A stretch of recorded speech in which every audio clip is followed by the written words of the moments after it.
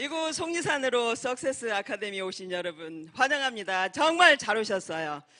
애터미 하기 전에 저의 직업은 남편이 벌어다 주는 돈으로 집에서 살림만 했던 아주 평범한 가정주부였습니다.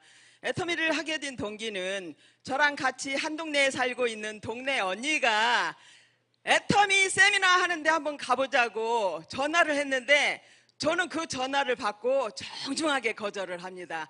그 전화가 내 인생을 연금성 소득을 벌어가는 부자로 만들어줄 축복의 전화인 줄은 그때는 모르고 정중하게 거절을 했습니다. 전화가 한 번 오고 두 번 오고 여러 차례 계속되면서 더 이상 거절하는 게 어려워서 익산에서 1시간 40분 정도 걸려서 찾아간 곳이 충북 그 연기군에 있는 애터미 제품을 처음 생산했던 공장에 한 50명 정도 들어갈 수 있는 그 직원 회의실이었어요.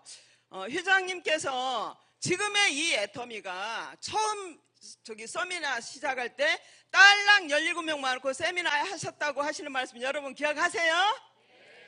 그 언니하고 저하고 17명 안에 있었습니다. 첫 세미나를 하기 위해서 한 달 정도의 기간을 두고 사람을 모으고 있었던 그 시절에 저는 애터미를 이렇게 알게 됐습니다. 회장님께서 17명 모아놓고 좋은 제품 싸게 팔면 사람들은 반드시 몰려온다. 죄를 짓고 도망다니는 사람조차도 써야 되는 생활 필수품이 정말 좋다고만 하면 사람들은 반드시 몰려오고 나는 이렇게 좋고 싼 제품을 가지고 전 세계로 나가서 모든 전 세계 글로벌 시장을 석권을 해버리겠다 하고 이렇게 큰 소리 치셨습니다. 화장품이 주스보다 비쌀 이유가 없다고 하시는 그 말씀 듣고 저는 깜짝 놀랐어요. 화장품이 주스하고 비슷해요, 여러분? 아니죠? 네, 근데 이런저런 말씀을 계속 하시고 나서 하시는 말씀이 나는 지금 가지고 있는 게 노트북 한 대하고 카니발 하나가 전부다. 가지고 있는 게 요거밖에 없어서 우리 회사는 망할 이유가 전혀 없다. 여러분들 내가 안내하는 대로 따라만 오면 모든 사람들 다 부자로 만들어주겠다 이렇게 말씀을 하시는 소리를 듣고 몇 사람이 일어나서 가버렸어요. 자본금이 없으니까. 근데 이제 일반 자영업을 해서 일반 직장인보다 돈을 조금 더 많이 벌어다 줬던 제 남편이 어느 날부터 한숨을 푹푹 내쉬는 거예요. 당신이 호래비도 아니고 왜 그렇게 혼자 고민을 하느냐. 당신의 고민을 털어놓고 나랑 같이 의논을 해서 해결 방법을 찾아보자 그랬더니 이 남편이 하는 얘기가 당신은 얘기해도 해결 못해 하면서 거실에 있던 남편이 안방으로 들어가는데 그때 제 자존심이 바닥으로 떨어져서 지하까지 파고들더라고요.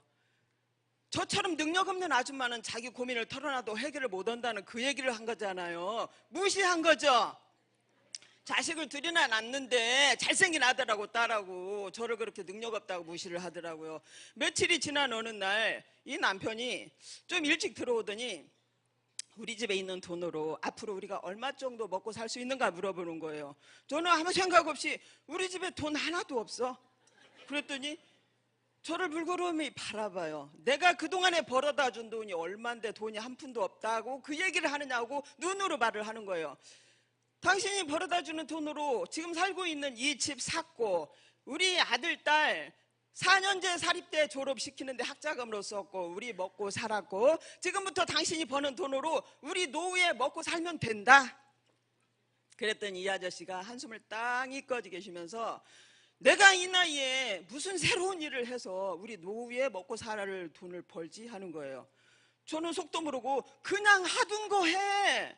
몇 년만 그 나이에 사고 치지 말고 다른 거 하려고 하지 말고 몇 년만 해서 우리 노후에 먹고 살 돈만 벌면 돼 그랬더니 들어보니까 현상 유지가 안 돼서 하고 있는 일을 접어야 되는데 몇 달 동안 다른 일을 찾아 헤매보니 할 일이 없어서 그렇게 힘들어 했더라고요.